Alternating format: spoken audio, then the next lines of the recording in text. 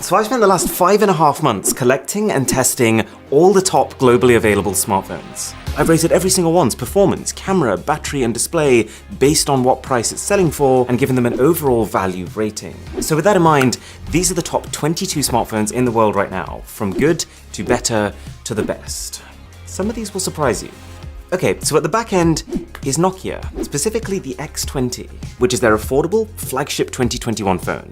And Nokia's doing a lot of great stuff right now. Their phones are all inexpensive, they're bloatware-free, Nokia gives extended warranties and loads of software support. Their entire angle is sustainability, smartphones that you buy and you keep.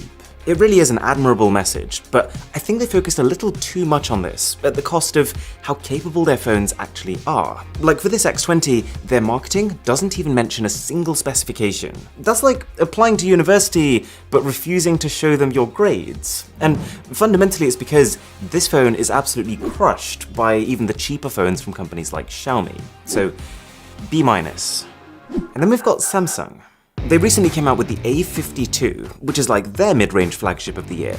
And there's nothing inherently wrong with it. It's a fun design, it's pleasant to use, but it costs too much for what it is. It's pretty clear that all Samsung's done is taken one of their top-end phones and made everything a bit worse. But for $500 in today's market, you can nearly buy yourself an actual flagship, so you don't need to make this kind of compromise. Do you remember the Oppo Find X3 Pro, the company's 2021 flagship that looks a little too close to the iPhone for it to be a coincidence? Well, there's plenty to like about it. It's supremely comfortable for starters, thanks to being made of one continuous sheet of glass, and that microscope camera on the back it's unlike anything I've ever seen on a phone before. But the main issue, and this seems to happen every year, is that as soon as Oppo launches a flagship phone, it is pretty much destroyed in value by OnePlus's flagship that launches a month later.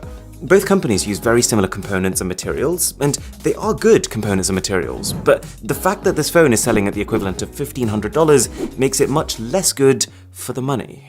And that's actually a pretty great segue onto our next phone. So, we're getting pretty used to the idea of paying over $1,000 for a top-end flagship, right? But ZTE has something to say about that. Yeah. ZTE, they are still making phones, but their Axon 30 Ultra genuinely is worth talking about, because it has the highest end Snapdragon 888 chipset, a 144Hz refresh rate AMOLED display, big battery, fast charging, stereo speakers, really everything, and it even looks an awful lot like Samsung's Note 20 Ultra, which is not at all a criticism. And most significantly, I'm told this is going to cost $800. Excuse me? I was having a whale of a time with it, until I tested the cameras, and they really revealed just how much progress the competition has made. Everything from the interface to the image processing feels really behind. I'll reserve final judgment until updates drop, because this camera hardware should be better than this, but in its current state, it's a B. And thanks to Surfshark VPN for sponsoring this video. Okay, the iPhone 12 mini. Where is it? Oh. Has not been a commercial hit. When Apple first came out and announced that they built a fully flagship 5G iPhone that literally fits into your palm, I think a lot of us thought, whoa, that's gonna fly off the shelves. But it didn't. According to research firms, this phone only made up about 5 to 7% of total iPhone 12 sales. But that doesn't mean it's a bad phone. I think the reason it didn't sell well is because A, the price is so close to the much bigger iPhone 12, combined with B, that Apple has kind of built an association between their smaller phones being their cheaper phones, which may have created the perception that the 12 mini was an inferior product. But really it is the same speedy experience with a great camera as the 12, that I can recommend to any iPhone fan who doesn't need a power user's level of battery life. Okay, now we're getting onto the really good phones. The ROG Phone 5 is a beast. It's the highest performing smartphone I've used to date. Its 6,000 mAh battery is ludicrous, actually earning it the best battery phone so far in 2021, and its speakers are so punchy that you will want to stop whatever it is you're doing and just lose yourself in them. Its only problem comes from the fact that it's a pretty specialized device. Like, it takes a certain kind of user to want to carry a phone of such monumental proportions, tolerate some slightly outdated looking bezels, and use a camera system that feels noticeably lacking. But if you are that user, then Bob's your uncle. But what kind of surprised me, almost as much as phone number 1 is going to surprise you, is that even though Asus has been dominating the gaming space for a while now, I don't think they're the best value anymore. Enter the Lenovo Legion Phone Duel 2. It almost exactly matches the ROG in specs, but you get 50% more RAM and 100% more storage by default. It has fans built inside of it instead of needing this external attachment, and somehow it's cheaper.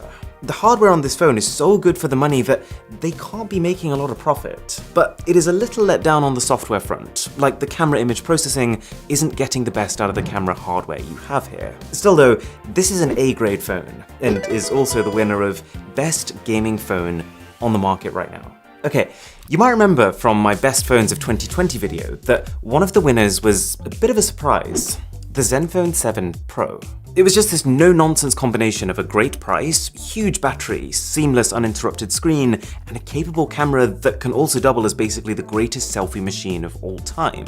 Well, this is basically the successor to that. So as you can probably imagine, it's a very good phone, but it's no longer one of the best simply because all they've done is taken last year's Zenfone 7 and given it a slight spec bump.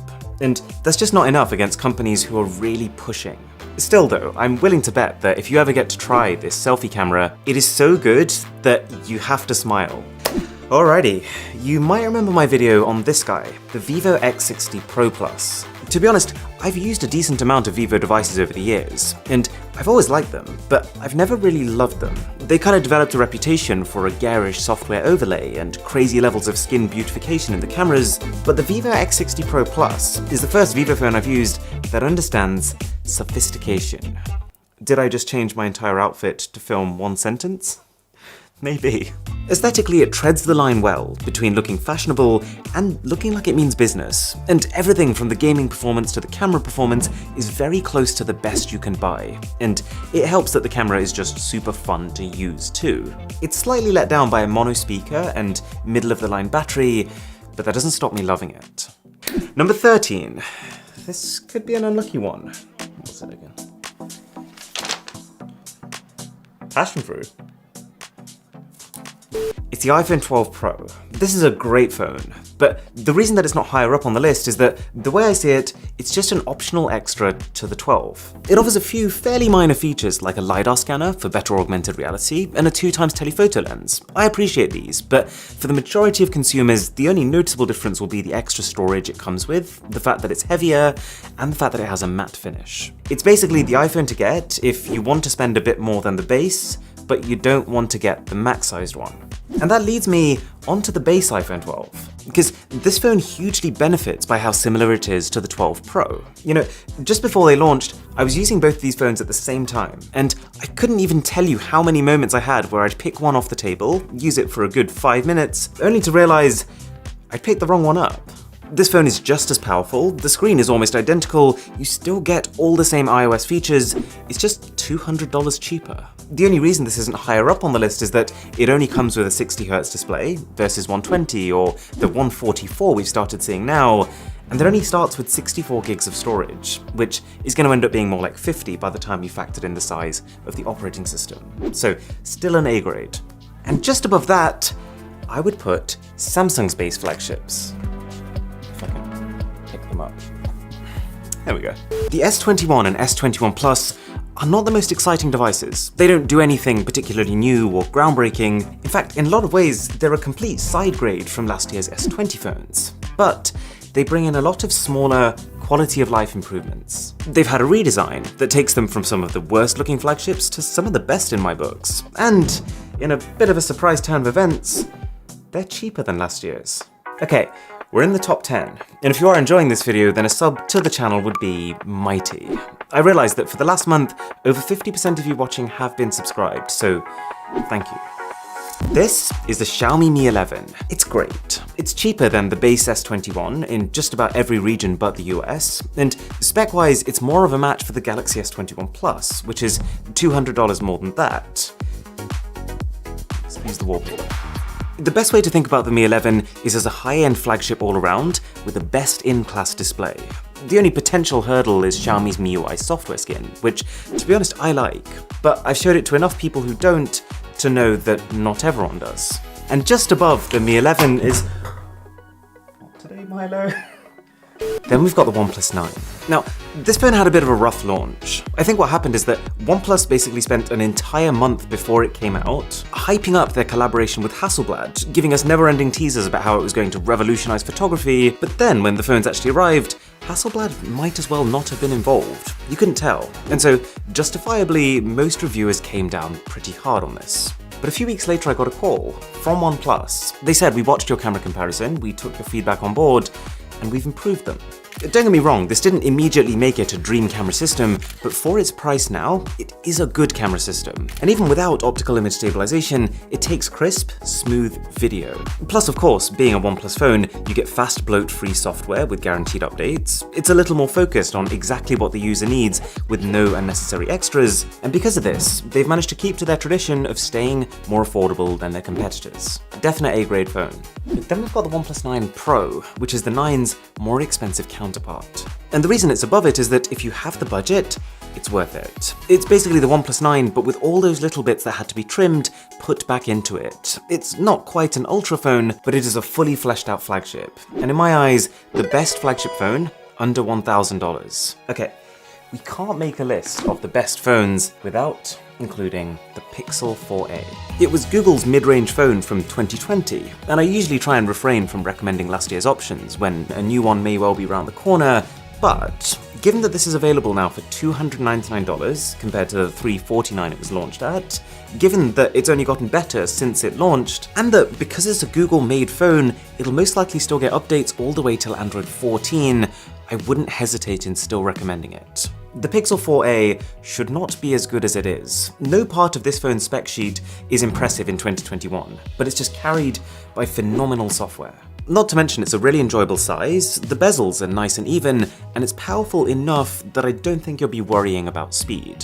But as much as I do like the Pixel, I'd be lying if I said that that was the best compact phone you can get. Because that award goes to the Zenfone 8. You might remember how I completely grilled the way it looks in my full review, and I stand by it, but that doesn't change the fact that, like the iPhone 12 mini, this is a flagship phone through and through.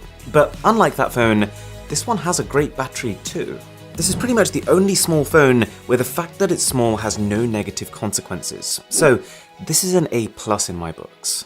But now we're on to the big boy phones. In 5th place is the iPhone 12 Pro Max. It's a phone that, providing you have the budget and the palm size, it's an easy win. I totally agree that it's not the most exciting phone in the world, but the reason that this is still the main phone I use on a day-to-day basis is that it's supremely reliable. The combination of iOS levels of optimization with the best hardware you can get on an iPhone means that if I want to post an Instagram story, I know it's going to look good.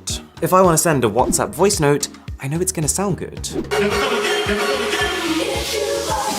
And the battery is going to reliably get me through any day I throw at it. Also, this phone is so strong that it's the first I've ever used caseless. I've dropped this thing enough times and seen it come back unscathed enough times that I just don't worry about it anymore. The only two things that do sting a little are the fact that it's distinctly uncomfortable to hold, and that it's the only phone even close to this price bracket that doesn't have a high refresh rate screen. Now, slightly better than even that is Samsung's top-end phone. I think the Galaxy S21 Ultra is genuinely the most refined, polished device they've ever released. It's a big visual upgrade over the S20 Ultra, plus a long list of subtle corrections, which is exactly what that phone needed. It's taken it from incredibly capable with mixed delivery to incredibly capable with strong delivery. I like the way it looks, I like the way it feels, and providing you've got a hand big enough to hold it, I have no reservations in recommending it. And that leaves us with the best overall flagship phone, if money was no object. And this award is going to the Xiaomi Mi 11 Ultra. I could spend 15 minutes straight just talking about this phone. Actually, that's what I did a few weeks ago. I'll leave the video linked up here. But fundamentally, the summary is, this thing is a nuclear missile. Xiaomi looked at what Samsung was doing and built a phone squarely targeted straight at it. It takes Samsung's best features and one-ups it in almost every aspect. For the same price. I wouldn't say it completely invalidates Samsung's S21 Ultra. I think this is still a nicer looking phone. I still think this has a more consistent camera, but for a true power user, you just can't get more than this on a phone. So what on earth can be better than that? Well, we've got two more phones, and they're not trying to be the highest end phones you can buy, but they're focused on value. And their value proposition is just so unbelievably good that it makes you want to take a chair, sit down, and just have a think, what are other companies doing? So, in second place is the Redmi Note 10 Pro. And for those of you who don't know, Redmi is a spin-off brand of Xiaomi, who have basically built a reputation for one of the highest spec to price ratios on the market. So in this case, we have a 108 megapixel camera, a 120Hz display, a 5020 mAh battery, and it's $279. This thing is stupid levels of value. It does have ads in the software, but you can turn them off. And I mean, look, these are the kinds of photos I'm taking on this phone. It's not even funny. Don't get me wrong, you will know when you're using it that it's not a $1,000 flagship, but it outperforms its price so severely that I'm gonna have to give this an A++ in terms of value. And that leaves us with number one, the most worth it phone of 2021. And I guess by implication, the most worth it phone to have ever released. It's the Poco F3. Just like Redmi, Poco is yet another value-centric spin-off company of Xiaomi. But the difference with this phone is that it's less about camera and it's more about processing power. So in this case, for $350, you get a 120Hz AMOLED display, you get a 4520 mAh battery. But the kind of crown jewel here is a Snapdragon 870 chip. It's not the absolute bleeding edge you can get, but it's an overclocked version of last year's flagship 865. For this price, that is ridiculous levels of performance. It makes the Google Pixel 4a look like it belongs in a museum. And while this isn't Google Pixel quality software, no amount of software is going to change the fact that it's twice as powerful. And I think what makes this phone particularly impressive is the fact that it takes more than a cursory glance to even realize that it's not a flagship. It still has a glass back, it still has decent haptics, and it's just crazy that I can play the most demanding games on the entire Android platform at nearly their highest settings on a phone that costs barely a quarter of what the highest end ones do. And so, the Poco F3 earns not just my best affordable phone award, but also my overall best value phone award. If you wanted to go even cheaper, you can get the Poco M3 Pro, which is fantastic value, or something like the Realme 8 for $200. But my general recommendation is that if you can try to spend a bit more, you will get a lot more. Okay, couple of things to mention here. There's been no LG on this list, because sad to say, but LG has finally left the smartphone market. There's been no Sony on this list, because at the time of filming, they haven't quite launched their next Xperia 1 Mark III. And also, to be honest, thus far, I've not tested a single Sony phone that I thought for a mainstream market was better than the competition.